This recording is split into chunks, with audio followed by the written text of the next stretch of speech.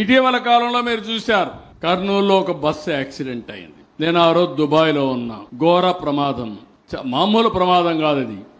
బస్సే తగలబడిపోయింది. ఎక్కడిది ఈ బస్సు అని ఆలోచిస్తే హైదరాబాద్ నుంచి నేరుగా బెంగళూరుకి వెళ్తుంది.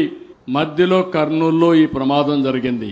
ఒక అతను తాగి మోటార్ బైక్ నడపడం, వీళ్లు కూడా ర్యాష్ గా పోవడం, ఆ బస్సు పై గుద్దడం, అక్కడి నుంచి ఆ మోటార్ బైక్ కూడా కిందన పడడం, ఇవన్నీ మీరు చూశారు. అది అవుతాను ఎక్కడిది బస్సు అని చూస్తే ఆంధ్ర అతను ఒరిస్సాలో రిజిస్టర్ చేశాడు నేషనల్ పర్మిట్ కింద. అక్కడి నుంచి వాళ్ళు కావాలని ఆపరేషన్ బయటనే చేస్తున్నారు. కానీ ఇన్సిడెంట్ మన దగ్గర జరిగితే మనం అన్ని జాగ్రత్తలు తీసుకున్నాం. దానిపైన మన దగ్గర రిజిస్ట్రేషన్ చేశారని ఫేక్ న్యూస్ పెట్టారు. ఫేక్ న్యూస్ పెడితే కాదని వాస్తవాలు మనం చెప్పాం. ఆ తర్వాత అక్కడ తాగిన వాడు బెల్ట్ షాప్ లో నుంచి తాగాడని దానికి ఒక ఇది పెట్టి ఈ బెల్ట్ షాప్ వల్ల జరిగిందంటే ఎప్పుడు అతను తాగాడు, ఏ షాప్ లో తీసుకున్నాడు, టైంతో సహా వీడియో తీసి పెట్టాం. అంటే ఫేక్ ఫెలోస్ ఏమనాలి, ఎట్లా పట్టుకోవాలని అడుగుతున్న ఇది ఒక సంఘటన.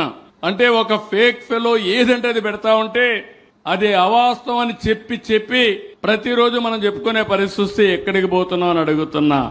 మొన్ననే నేను అడుగుతున్నా, నేను ఎట్టి పరిస్థితుల్లో రేపో ఎల్లుండో కేంద్రానికి కూడా ఒక లెటర్ రాయబోతున్నా.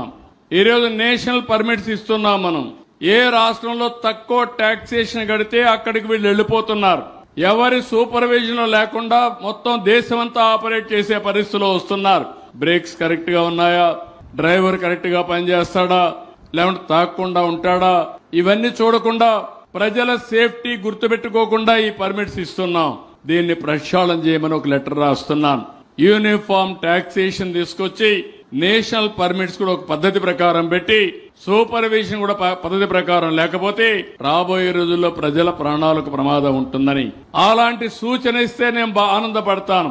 కానీ శవ రాజకీయాలు చేస్తే మాత్రం కబద్దార్ జాగ్రత్తగా ఉండమని మరొకసారి ఈ ప్లాట్ఫామ్ నుంచి హెచ్చరిక చేస్తున్నా.